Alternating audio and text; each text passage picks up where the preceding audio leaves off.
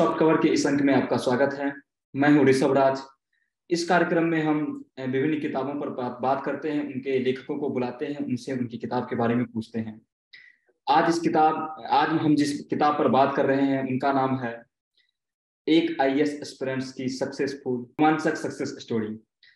और ये किताब एक इंग्लिश किताब जो द ए प्लेजेंट स्कोप का हिंदी अनुवाद है और इसके लेखक हैं पीयूष रोहनकर जी। तो सबसे पहले मैं पीयूष रोहनकर जी का इस कार्यक्रम में स्वागत करता हूँ।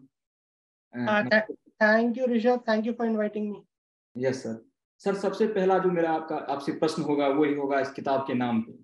इस किताब का जो नाम है कि एक आईएएस एस्पिरेंट्स की रोमांचक सक्सेस स्टोरी, इसके पीछे सर क्या आइडिया था? मतलब ये इतनी बड़ा नाम रखने के पीछे। हाँ, तो बेसिकली पब्लिशर का आइडिया था। मैंने जो इंग्लिश में पब्लिश किया उसका नाम है द प्लेजेंट एस्केप। मैं आपको वो दिखाना चाहूंगा, ये है वो किताब जी द सर। Pleasant escape. मेरे पास हिंदी अनुवाद है। हाँ, तो ये अंग्रेजी में आई थी मेरी किताब जी। इसका नाम है द प्लेजेंट एस्केप। तो ये जो किताब थी उसके बाद प्रभात ने इसके राइट्स खरीदे, प्रभात प्रकाशन ने हिंदी में ट्रांसलेट करने के लिए। तब बहुत वो हो रहा था कि इसका क्या हम नाम रखें हिंदी में जिससे लोगों को पता चले इस किताब के बारे में।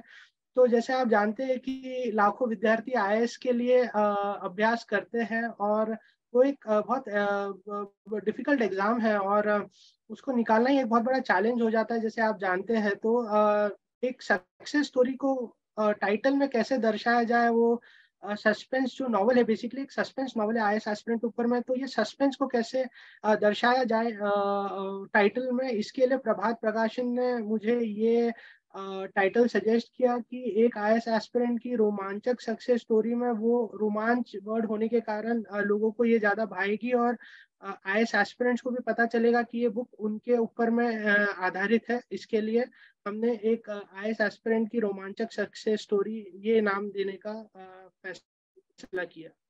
Thank you sir. सर, मैं पूछूंगा कि यूपीएससी, मतलब जो यूपीएससी शब्द होता है, जो युवाओं में सबसे अधिक क्रेज रहता है यूपीएससी, परिवार भी चाहते हैं उनका बेटा आईएएस बने, आईपीएस बने। और आपने इंजीनियरिंग की पढ़ाई की, उसके बाद फिर आपने यूपीएससी की तैयारी शुरू की। तो क्या आप खुद यूपीएससी में जाना चाहते थे या परिवार वाले का दबाव? नहीं, तो मैंने इंजीनियरिंग के बाद एमबीए भी किया है। अगर आपने तो इंजीनियरिंग के बाद मैंने यानी कि सब कुछ चीजें करने के बाद मैंने डिसाइड किया कि मैं यूपीएससी के लिए जाऊंगा। कैसे होता है ना कि लोगों को पता नहीं होता एक्चुअली कि यूपीएससी किसके बारे में है करके। लोग बस बचपन से देखते हैं, मूवीज में देखते हैं आईएएस आईपीएस अधिकारियों को अपने इसमें आजू बाजू में देखते हैं और उन्हें लगता है, तो उनको ज्यादा उनके काम के बारे में नहीं, लेकिन उनके पास जो पावर और जो प्रेस्टीज होता है उसको वो उससे अट्रैक्ट होकर वो यूपीएससी करने के लिए जाते, जो मुझे लगता नहीं सही चीज है। एक्चुअली उनको पता रहना चाहिए कि एक्चुअली में करते क्या है। तो मैंने जब इंजीनियरिंग और एमबीए कर लिया तब जाके मुझे समझ आई कि एक नौकरी कैसी होनी चाहिए, कि नौकरी में डाइवर्सिटी होनी चाहिए, नौकरी में चैलेंजेस होने चाहिए, नौकरी में बहुत सारी और चीजें होती है जो हम देख के कोई नौकरी चूज करते हैं।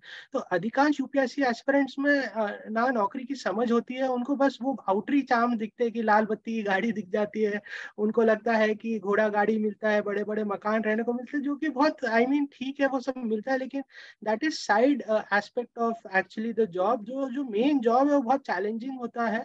उन्होंने जानना चाहिए कि जॉब में क्या डाइवर्सिटी होती है, जॉब प्रोफाइल क्या आता है, जॉब पोर्टफोलियो क्या होता है, और उसके बाद यूपीएससी के लिए जाना चाहिए। तो मेरा जो था डिसीजन यूपीएससी के लिए जाने के लिए वो एमबीए के बाद बना। मैं बचपन से नहीं चाहता था, ना ही मेरे माँ बाप ने मुझसे जबरदस्ती यूपीएससी की तैयारी करवाई। ये मेरा डिसीजन था। एमबीए करने के बाद मैं यूपीएससी सिविल सर्विस प्रिपरेशन के लिए खुद गया, क्योंकि मुझे एक चैलेंजिंग जॉब, एक डाइवर्सिटी वाला जॉब चाहिए था। सर, कितना बड़ा ये फैसला होता है, कितना खतरनाक फैसला होता है। लोग इंजीनियरिंग एमबीए जैसे बहुत महंगे कोर्स करते हैं, उसके बाद एक अच्छी नौकरी भी पाते हैं जिसमें लाखों सैलरी मिलती है, उसके बाद कुछ मतलब 1000 से भी कम सीट ही आती है, उसके लिए तैयारी करना और वापस एक अपने आप को खुद को उसमें धकेलते हैं, तो वो कितना बड़ा फैसला होता है। हाँ हाँ, मैं I completely agree with you. बहुत डिफिकल्ट एक तो ये होता है डिसीजन, क्योंकि बहुत लोग अपने नौकरी से सेटिस्फाइड नहीं होते। आप अगर प्राइवेट जॉब्स देखें उसमें बहुत मोनोटोनी आ जाती है, इनसिक्योरिटी रहती है, और at the end of the day आपको लगता है कि आप क्या कर रहे हैं अपने जिंदगी के साथ। तो ये क्वेश्चन बहुत लोग अपने आप से पूछते हैं कि भैया मैं क्या करूँ अपने जिंदगी के साथ। तो इसके लिए बहुत लोग ये क्वेश्चन के बाद ही यूपीएससी प्रिपरेशन करने के लिए जाते हैं कि मुझे भी कुछ करना है, मुझे भी देश के लिए कुछ करना है, ना कि बस बैठ के कि मैं मुझे ये करना है, पर आपके पास पावर नहीं रहती है, तो आपके पास अथॉरिटी नहीं रहती है। तो यूपीएससी के जो जॉब्स है वो आपको अथॉरिटी देती है कि आप लोगों के लिए कुछ कर पाए। अच्छा सर, ओल्ड राजेंद्र नगर, जिसका आपने इस किताब में जिक्र किया है, मुखर्जी नगर, जो भी यूपीएससी स्टूडेंट्स रहते हैं, चाहे वो सक्सेस करते हैं या फिर फेल हो जाते हैं, लेकिन सबकी यादें जुड़ी रहती है। आपकी भी बहुत सारी यादें होंगी, आपने किताब में लिखा है उनके बारे में। तो आपकी जो मतलब ऐसी कौन सी यादें हैं जो अभी भी आपको याद आती है, तो आपके एक इमोशनल मूवमेंट रहता है? ओल्ड राजेंद्र नगर की कुछ यादें बताइए। अरे अभी भी वो यादें जब मेरे आंखों के सामने झलकती है तो रोंगटे कांप उठते हैं मेरे। मैं 3-4 साल था वहां पे, और बहुत चैलेंजिंग फेज होता है, क्योंकि मैं तो एमबीए भी करके आ गया था, और अब आगे मैं अब क्या करता मैं, आई मीन अगर, क्योंकि साल साल लग जाते हैं प्रिपरेशन करने में, मेरा थर्ड अटेम्प्ट में जाके क्लियर हुआ। तो आप सोच नहीं पाते ना, बाकी जो एग्जाम्स होती है एक बार दे दिया, आप क्लियर हो गए, आपको नौकरी मिल जाती है, लेकिन इसमें 3 स्टेज होते हैं। जी। आपको प्रीलिम्स भी पास करना है, आपको मेंस भी पास करना है, आपको इंटरव्यू भी पास करना है, और उसमें से एक भी स्टेज में आप फेल हो गए तो वापस तैयारी स्टार्ट करनी है, तो पूरा 1 साल वापस चले गया। तो ऐसे करते करते साल पे साल निकल जाते हैं, और आप वैसे भी कुछ पैसे वैसे कमाते नहीं है तभी, तो आपको लगता भी है, अगर फाइनेंशियल सपोर्ट रहा, जो थैंकफुली मेरे केस में था तो भी, लेकिन बच्चों को लगने ही लगता है एक पॉइंट के बाद कि कब तक घर से पैसे मंगवाते रहे, और सोसाइटल प्रेशर्स भी बहुत रहते हैं। तो मेरी बहुत सारी ऐसी यादें, मुझे याद है कि जब मैं पहली बार ओल्ड राजेंद्र नगर में गया और वहाँ के जो कमरे देखे मैंने, बहुत छोटे छोटे कमरे और इतने महंगे महंगे कमरे, और खाना वाना भी बाहर से मंगवाना पड़ता था, और इतना अच्छा नहीं था, और टॉयलेट बाथरूम भी शेयर करना पड़ता है वहाँ पे, और ये सारी चीजें, आई मीन हॉस्टल में ऑब्वियसली थे, पर आई मीन मेरे को ज्यादा डिफिकल्टी नहीं हुई, लेकिन बहुत जनों को हो जाती थी। लेकिन साथ में फिर वही निराशा, जब आप, मैं फर्स्ट अटेम्प्ट में जब मैं मेंस में फेल हो गया था, प्रीलिम्स में पास हुआ तो खुश था, लेकिन जब मैं मेंस में फेल हो गया तो मुझे याद है कि मैं रात भर सो नहीं पाया तभी। और तो ऐसी बहुत सारी यादें हैं। एक समय के बाद वहाँ पे जो भी एस्पिरेंट्स रहते हैं वो दीवारों के साथ बात करना भी चालू कर देते हैं, अपने आप से खूब बात करते हैं, और ये सारी चीजें होती है जो कि नॉर्मल एक साइकोलॉजिकल डिफेंस मैकेनिज्म है, ये स्ट्रेस कोप करने के लिए। तो बहुत सारी यादें हैं। अभी भी मैं दिल्ली में ओल्ड राजेंद्र नगर के बहुत करीब रहता हूँ, तो मैं कभी कभी वहां जाता हूँ, तो अभी उस प्रकार का प्रेशर रहता नहीं है, लेकिन जब भी मैं एस्पिरेंट्स को देखता हूँ और उनकी आंखों में देखता हूँ, तो वही उनमें जो स्ट्रगल दिखता है मुझे, तो मुझे अपने दिनों की भी याद आ जाती है। प्रीलिम्स, मेंस, इंटरव्यू, ये जो इन तीनों के बीच में जो स्पेस रहता है, जो समय रहता है, उसके बीच में कई सारे स्टेज आते हैं, सिगरेट, कॉफी, डिप्रेशन। उससे कैसे टैकल करते हैं यूपीएससी स्टूडेंट्स? कई लोग मैं मतलब सुना हूं मैंने कि कई लोग ऐसे हैं जो मतलब पढ़ते हैं और सिगरेट पीते हैं, पढ़ते हैं और सिगरेट पीते हैं। तो क्या ये सच है? इसका क्या मतलब क्या कारण है और इसको कैसे टैकल करते हैं? बहुत बहुत बहुत सच है ये। मैं बिल्कुल लोगों को सजेस्ट नहीं करूंगा सिगरेट पीने के लिए। सेहत के लिए बहुत हानिकारक चीज है ये। मैं खुद बीत चुका हूँ इन सब चीजों से।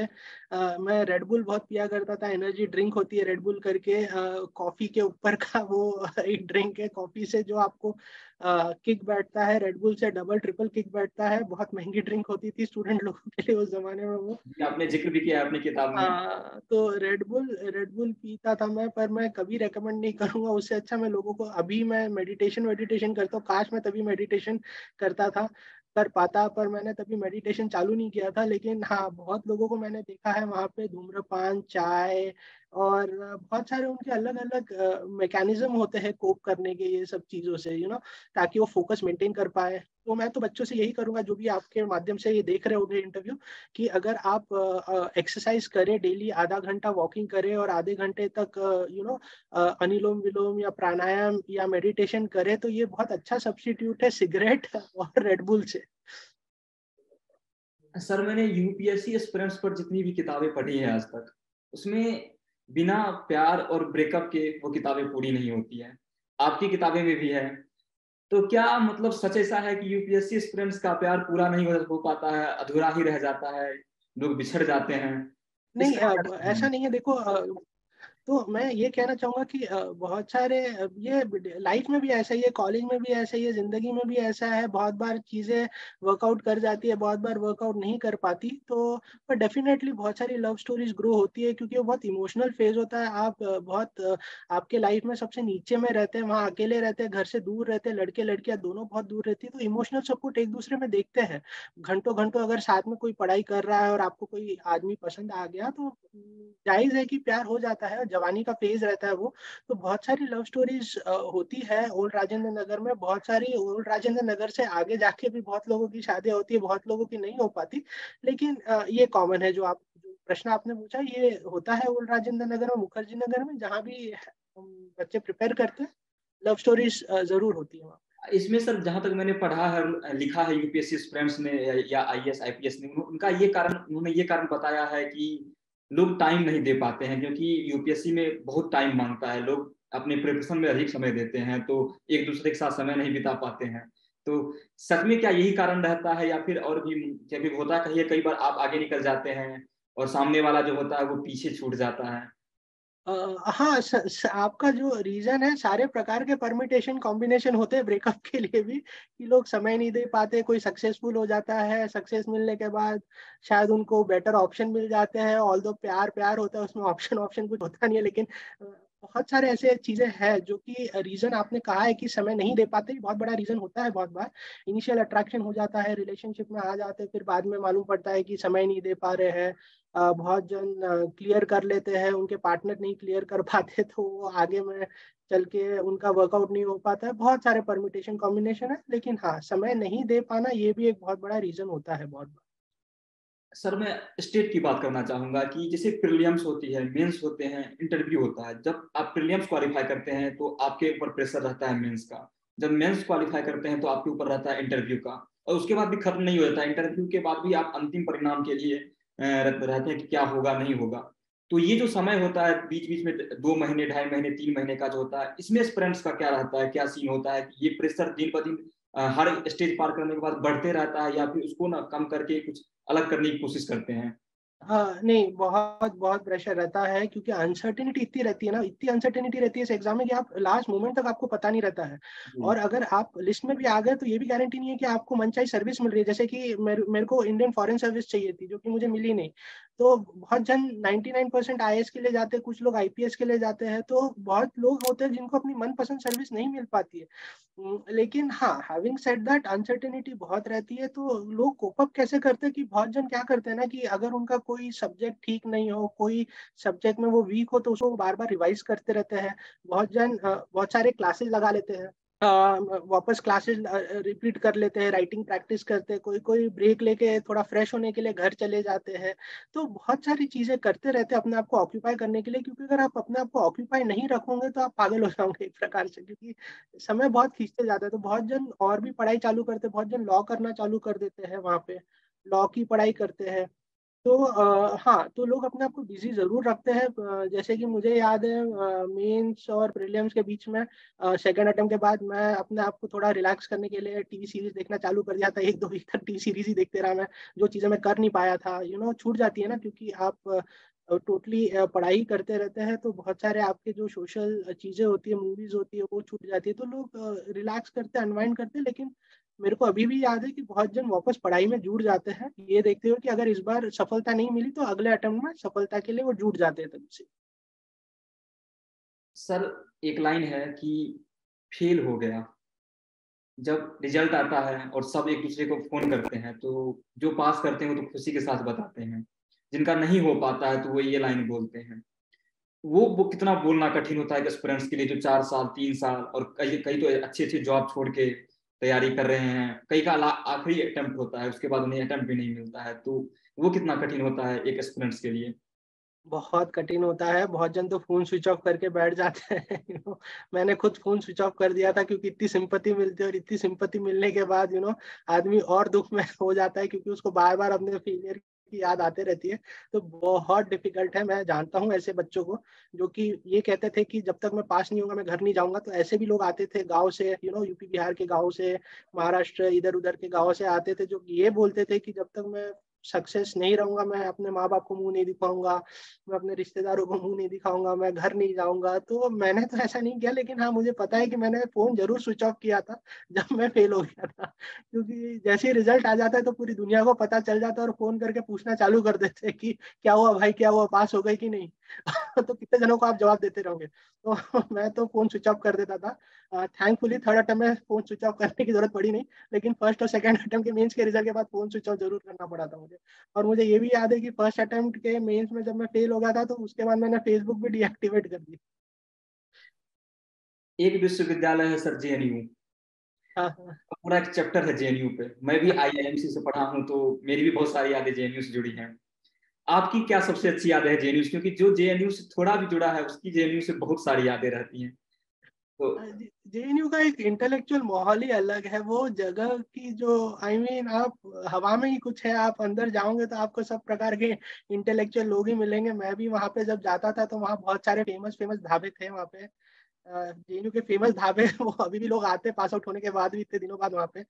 तो बहुत अच्छी याद है ढाबों में खाना, लोगों से बातचीत करना। बातचीत के मुद्दे भी ऐसे होते थे, एकदम अलग ही लेवल के मुद्दे होते हैं वहाँ पे बातचीत में भी। तो बहुत अच्छी और इंटेलेक्चुअल किस्म की जगह है जेएनयू मेरी। मैंने गया हूँ जेएनयू 4-5 बार गया हूँ मैं जेएनयू, लेकिन अभी भी वो यादें बहुत ताज़ा है मेरे दिमाग रिजल्ट में अपना नाम देखकर में। क्या खुशी, कितनी खुशी होती है, कैसा लगता है? हाँ, तो रिजल्ट में डायरेक्टली मैंने भी अपना नाम नहीं देखा था, किसी ने मुझे फोन करके बताया कि भैया तेरा नाम आ गया लिस्ट में करके। वो भी मेरे को पता था कि उस दिन रिजल्ट आने वाला है। हमारे जमाने में ऑर्कुट हुआ करता था, और ऑर्कुट पे एक इंडिया भाई करके बंदे होते थे जो कि खबरें बताते थे, कि स्पेकुलेशन हुआ करती थी कि आज आ रहा है मेंस का रिजल्ट, कल आ रहा है करके। वैसे इंटरव्यू का भी फाइनल रिजल्ट आने वाला था, और यही स्पेकुलेशन चल रही थी कि आज आ रहा है, आज आ रहा है, आज आ रहा है। तो मुझे याद है कि मैं तभी घर पे आ गया था जल्दी, हाफ डे लीव लेके ऑफिस से, तबीयत खराब सी का करके। और मैं घर पे था तभी, और मैं को किसी ने मैसेज किया कि भाई आपका लिस्ट में नाम आ गया है करके। तो out of this world feeling थी। ऐसा लगता था भार सा उठ गया छाती पर से। बहुत अच्छी फीलिंग थी। बताना बहुत मुश्किल हो रहा है शब्दों में, लेकिन अजीब ही लेवल की फीलिंग थी। 4 साल लगे। इंजीनियरिंग की पढ़ाई और एमबीए की भी एग्जाम मैंने दी हुई थी, इंजीनियरिंग की भी दी हुई थी, पर इस प्रकार की खुशी अलग ही लेवल की खुशी। जो आपके साथ पढ़ते हैं, जो आपके साथ रहते हैं, आप उनके साथ घूमते हैं, किताबें खरीदते हैं, शेयर करते हैं दूसरे से, उनका नाम अपने से ऊपर देखकर, उनको अच्छे रैंक मेरे देखकर, उनको अच्छी सर्विस में देखकर कैसा फील होता है कि हमारे साथ पढ़ता था, पढ़ने में शायद हमसे अच्छा भी नहीं था, फिर भी? ये कैसी फीलिंग्स होती है सर? नहीं नहीं नहीं, देखिए ये एग्जाम ऐसी है ना, ये बहुत लक बेस्ड एग्जाम है यूपीएससी। ऑब्वियसली स्मार्ट लोग के प्रोबेबिलिटी ज्यादा रहती है निकालने की, लेकिन ये बहुत ही लक बेस्ड एग्जाम है। जैसे आप आईआईटी की और आईआईएम की एग्जाम हम ले लो, उसमें अगर आपके पास दिमाग, अच्छा खासा दिमाग है, तो आप बहुत इजीली निकाल लेते हो। लेकिन यूपीएससी ऐसी एग्जाम है ही नहीं, तो ये बहुत लक बेस्ड एग्जाम है। तो कभी मुझे ऐसा नहीं लगा, क्योंकि मुझे पता है लक बेस्ड एग्जाम है तो किसका नसीब कितना खुल जाए कभी इसका तो गारंटी रहती नहीं है। बस मैं आपसे ये कह सकता हूँ कि जो भी एग्जाम क्लियर करता है उसने बहुत मेहनत जरूर की होगी यूपीएससी में। बिना मेहनत के आप यूपीएससी निकाल ही नहीं सकते, क्योंकि बिल्कुल। सालों घंटों घंटों की पढ़ाई। ऐसा नहीं है आईआईटी में अगर आप बहुत फिजिक्स मैथ्स में अच्छे हो तो आप बिना पढ़े ही निकाल लो, या आप आईएम में आपका एप्टीट्यूड बहुत स्ट्रांग है तो बिना पढ़े ही आप आईएम निकाल लो। लेकिन यूपीएससी ऐसे कर ही नहीं सकते आप। तो अगर ये कहना कि पढ़ाई में अच्छे नहीं है, लेकिन उसने मेहनत उतनी की होगी, या आपसे ज्यादा ही की होगी, या उतनी की होगी, कम मेहनत में मुझे नहीं लगता यूपीएससी कोई निकाल पाया। एक दो एक्सेप्शन होंगे। हर साल हम दिखाते हैं बहुत जवान जवान लोगों को कि उन्होंने फर्स्ट अटेम्प्ट में ही 22-23 की उम्र में निकाल लिया। ये बहुत रेयर होता है यूपीएससी में। बहुत मेहनत करनी पड़ती है, घंटों घंटों की पढ़ाई साल साल बार करनी पड़ती है, क्योंकि और लक बेस्ड एग्जाम है ऊपर से ही है। तो मेरे को कभी बुरा नहीं लगा किसी को देख के। मैं उनके लिए भी खुश था और अपने लिए भी खुश था। मेरे लिए ये भी नहीं था कि मैं आईएफएस नहीं बन पाया। मैं तो इसी बात से खुश हो गया कि मेरा लिस्ट में नाम आ गया करके, क्योंकि लिस्ट में नाम आना ही बहुत बड़ी बात हो जाती है यूपीएससी में एक पॉइंट के बाद। सर कुछ नाम है आपकी किताब में, जब आप उनसे अभी बात करते होंगे, जब पुराने ओल्ड राजेंद्र नगर की यादें होंगी, जो लोग अभी सरकारी अधिकारी बन चुके हैं, तो उनसे क्या अभी वो पुरानी बातें करते हैं, या फिर अभी भी आप प्रशासनिक लेवल की बात करते हैं कि पुरानी जिस टाइम में आप लोग तैयारी करते थे उस टाइम, उस समय की बात भी करते हैं? नहीं नहीं, उसी समय की बात करते हैं, क्योंकि देखिए जिंदगी में दो प्रकार के दोस्त होते हैं, आपके यूपीएससी के पहले वाले और यूपीएससी के बाद वाले। ठीक है, सक्सेस के बाद तो सभी कोई आपका दोस्त बनना चाहता है, लेकिन जब आप स्ट्रगल करते हो तब के आपके दोस्तों का जो रहता है दोस्ती, वो अलग ही प्रकार की दोस्ती होती है। तो जो यूपीएससी के पहले के मेरे दोस्त थे, उनसे मैं अभी भी कभी भी, मैं यानी कि इन जनरल भी मैं लोगों से ज्यादा एज अ ब्यूरोक्रेट बातें नहीं करता हूँ, ब्यूरोक्रेट समान बातें नहीं करता हूँ, मैं बहुत फ्रेंडली हूँ। पर हाँ, जो यूपीएससी के पहले वाले स्ट्रगल के जो दोस्त हैं मेरे, उनके साथ मैं अभी भी वैसा ही हूँ, और वैसी बातें होती है। हम अपनी अभी भी वो यादें ताज़ा करते हैं जब हम लोग फेल होते थे, और कैसे हम बैठ के गम मनाते थे एक साथ बैठ के। तो बहुत अच्छी यादें अभी भी शेयर करते हैं। सर, एक शब्द आजकल तो बहुत चर्चा में रहता है, मानसिक तनाव। और यूपीएससी वालों से ज्यादा इस बात को कौन ही समझता है, मानसिक तनाव। अभी आपने आपने देखा होगा, कोटा में 2-3 छात्रों ने मानसिक तनाव में आकर आत्महत्या कर ली। ये क्या कारण है युवाओं में? क्योंकि हमें लगता है यूपीएससी सबसे अधिक प्रेशर लेते हैं, यूपीएससी के स्टूडेंट्स, खासकर जब 1 साल 2 साल अगर 3 साल प्रिपरेशन कर ले। तो इसका क्या कारण है और इससे कैसे बचा जाए?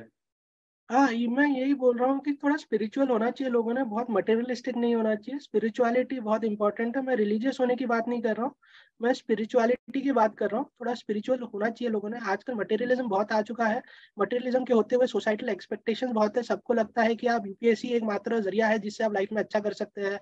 आप अच्छी लाइफस्टाइल आपको मिल सकती है, आप सोसाइटी में बाकी लोगों के लिए कुछ कर सकते हो, अपने घर वालों के लिए कुछ कर सकते हो। ऐसा बिल्कुल नहीं है। मैं यही कहना चाहूंगा जो भी एस्पिरेंट ये सुन रहा है, कि मटेरियलिस्टिक थोड़ा कम हुई है, थोड़ा लोगों से कम इन्फ्लुएंस हुई है। इंस्टाग्राम और फेसबुक पे जो चीजें दिखाई जा रही है यूपीएससी को के लिए मोटिवेट करने के लिए, तो उनसे वो सब मटेरियलिज्म आप में मत इतना सोचिए, नहीं तो एक्सपेक्टेशन आप बहुत रखोगे और ऐसा कुछ है नहीं। यूपीएससी क्लियर करने के बाद भी इतने चैलेंजेस है। मैं तो बोल रहा हूँ कि जितना प्रेशर यूपीएससी क्लियर करने से पहले था, उसे double triple pressure UPSC clear करने के बाद होता है। तो मैं जो भी एस्पिरेंट्स है, मैं यही बोलूंगा कि सोसाइटल एक्सपेक्टेशंस और इसमें दबिए मत आप। ठीक है, आपके रिलेटिव्स क्या बोलते हैं, आपके फ्रेंड, वो उनकी जर्नी है, सबकी अपनी अपनी जर्नी होती है। जरूरी नहीं है कि कोई बंदा यूपीएससी क्लियर करके उसकी जर्नी आपसे अच्छी होगी। ऐसा हो सकता है कि आपने यूपीएससी नहीं क्लियर किया और आपकी लाइफ ज्यादा मीनिंगफुल और फ्रूटफुल रहे उससे। तो लाइफ इज सबकी एक इंडिविजुअल जर्नी होती है। आप अपने आप को दूसरों से जितना ज्यादा कंपेयर करोगे, सोसाइटी आपको मजबूर करती है कंपेयर करने के लिए। तो मैं यही रिक्वेस्ट करूंगा सबसे कि अपने आप को कंपेयर मत कीजिए, ज्यादा मटेरियलिस्टिक मत रहिए, स्पिरिचुअल रहिए। And there is life beyond UPSC also, मुझे ये लगता एक प्रशासक से एक लेखक बनने का सफर कितना मुश्किल भरा होता है। क्योंकि इधर है। मैंने देखा है कि कई सारे जो आईएएस आईपीएस और अधिकारी लोग होते हैं, वो किताबें लिखते हैं, और काफी हद तक वो ना किताबें लोगों को फायदेमंद भी होती हैं, फायदेमंद साबित होती है। आपने भी 2-3 किताबें लिखी हैं। तो ये कितना, मतलब समय कैसे निकलता है अपना प्रशासनिक कार्यों को देखते हुए भी लिखना? तो मैं पोइट्री, मैंने अपनी जो लिखने की जो मेरी जर्नी थी वो पोएम से स्टार्ट हुई थी। मैंने इंजीनियरिंग के समय में मैं पोइट्री स्टार्ट किया था लिखना। जब मैं फर्स्ट टाइम हॉस्टल में गया था, तब से मैं पोएम लिख रहा हूँ। तो पोइट्रीज के लिए तो आपको पता है कि ज़्यादा समय की ज़रूरत रहती नहीं है। पोइट्री या तो अपने आप आ जाती है या तो नहीं आती। आप ऐसे बैठ के घंटों, ऐसा नहीं होता है कि आपको घंटों बैठना पड़ता है फिर आपकी कलम चलना चालू है। पोइट्री इज स्पॉन्टेनियस एकदम। तो उस पोइट्री के लिए आपको ज़्यादा समय की जरूरत नहीं है। हाँ, नॉवल लिखने के लिए आपको समय चाहिए रहता है। तो जो मेरी किताब है प्लेजेंट एस्केप, और एक आईएएस एस्पिरेंट की रोमांचक सक्सेस, इसके मुझे 3 साल लगे। मैंने 2015 में चालू किया था जब मैं प्रोबेशन ट्रेनिंग में था, और 2018 में जाके ये किताब खत्म हुई। तो 3 साल लगे, क्योंकि ट्रेनिंग और नौकरी के साथ लिखना मुश्किल पड़ता था। तो जब भी समय मिलता था तब मैं सैटरडे संडे या रात को बैठ के मैं लिखता था। तो जरूर डिफिकल्ट है, लिखना डिफिकल्ट है, लेकिन जो भी चीज़ आपको पसंद है तो आप उसके लिए समय निकाल लेते हैं। भले वो किसी इंसान के लिए हो या आपकी हॉबीज के लिए हो, अगर कोई चीज़ में आपको दिलचस्पी है तो आप समय निकाल लेते हैं। नहीं तो आपको किसी चीज़ के लिए समय नहीं मिलेगा। तो मैं आपको दिखाना चाहूंगा कि ये मेरी पहली पोएम बुक थी, जो कि मैं यूपीएससी क्लियर होने से पहले मैंने ये लिखी हुई थी, Saint Hazel poems to a maiden. उसके बाद ये किताब मैंने अपने ट्रेनिंग में लिखी थी। ये पोएट्री बुक थी, पोएम बुक, जो कि 2015 में आई थी, नार्सिसिस्टिक रोमांटिसिज्म। मैं जब अंडमान एंड निकोबार में पोस्टेड था तब ये बुक आई थी, 2019 में लिखी अंडमान निकोबार में। फूची करके ये पोएम की बुक है। तो मैंने अभी तक 3 पोएम बुक लिखी है। पोएम के लिए ज़्यादा समय की ज़रूरत नहीं होती है, लेकिन हाँ, नॉवल के लिए होती है, बहुत ज़रूरत होती है नॉवल के लिए समय की, क्योंकि बहुत लंबा प्रोसेस होता है और बहुत लोनली जर्नी होती है। बहुत फ्रस्ट्रेशन आ जाता है कभी कभी कि भैया मैं क्या कर रहा हूँ करके, मैं खत्म भी कर पाऊंगा क्या, और लिखने के बाद लोगों को पसंद आएगी क्या ये नॉवल, लोग क्या बोलेंगे इस नॉवल के बारे में। लेकिन मैं सारे राइटर्स को यही सजेस्ट करूंगा कि ये मत सोचिएगा, जरूर लिखिएगा। बहुत लोनली जर्नी होती है, लेकिन एंड में बहुत अच्छा लगता है जब आप अपनी किताब पूरी कर लेते हैं। सर जब आप तैयारी कर रहे होंगे तो आप अधिकतर चीज हार्ड कॉपी पर डिपेंड होंगे, लाइक नोट्स हो गए, आप न्यूज़पेपर या फिर बाकी से। अभी के टाइम में ऐसा है कि अधिकतर चीजें डिजिटल अवेलेबल है, नोट्स भी, किताबें भी। उसके साथ साथ कई सारे शॉर्ट्स वीडियो आते हैं जिसमें कई सारे जो यूपीएससी वाली कोचिंग के टीचर्स हैं वो रील्स बनाकर लोगों को मोटिवेट करते हैं। सर इसमें क्या बदला है, ये कितना हद तक लोगों को, मतलब जो छात्र हैं उसको फायदेमंद पहुंचाता है, या फिर अभी भी पुराने स्तर से तैयारी करना ज्यादा फायदेमंद रहता है? नहीं, ये तो एक्सेसिबल बना दिया है सोशल मीडिया ने यूपीएससी के लिए, जरूर कहूंगा। पहले जमाने में ऐसा होता था, जब मैंने 10 के बाद जब था, तो हमारे समय में ऐसा होता था कि आपको मक्का मदीना में आना ही है, जो यूपीएससी का मक्का मदीना है, ओल्ड राजेंद्र नगर और मुखर्जी नगर, जिसको हम यूपीएससी का मक्का मदीना कहते हैं। यहाँ पे सब आते ही माथा टिकाने के लिए। और सब पर अभी इंटरनेट के कारण और सोशल मीडिया के कारण आपको आने की जरूरत नहीं है। आप उड़ीसा में भी बैठ के, नॉर्थ ईस्ट में भी बैठ के, जम्मू कश्मीर में भी बैठ के, कहीं भी बैठ के आप यूपीएससी के लिए प्रिपरेशन कर सकते हैं। तो ये बहुत अच्छी चीज़ है एक प्रकार से। इसके नुकसान भी है, क्योंकि आपका माइंड बहुत भटक जाता है। ऑनलाइन बहुत सारी ऐसी चीजें होती है कि 2 मिनट में यूट्यूब देख लूँ, 2 मिनट में ये कर लूँ, तो उससे आपका अटेंशन स्पैन और अटेंशन को भी अफेक्ट होता है, फोकस को भी अफेक्ट होता है। लेकिन ये मैं यही बोलूंगा कि इंडिविजुअल पे डिपेंडेंट है, वो कितना डिसिप्लिन्ड है, वो कितना वो मोटिवेटेड है, वो कितना पकड़ के रखना चाहता है अपने प्रिपरेशन को टाइट। इसके फायदे भी है, नुकसान भी है। हर चीज के फायदे नुकसान होते हैं, वैसे इसके भी फायदे नुकसान है। मुझे फायदे ज्यादा दिखते हैं, लेकिन नुकसान भी है इसके। बहुत बहुत धन्यवाद सर, हम लोगों को समय देने के लिए बहुत शुक्रिया। Thank you, Dheeraj, thank you so much, thank you.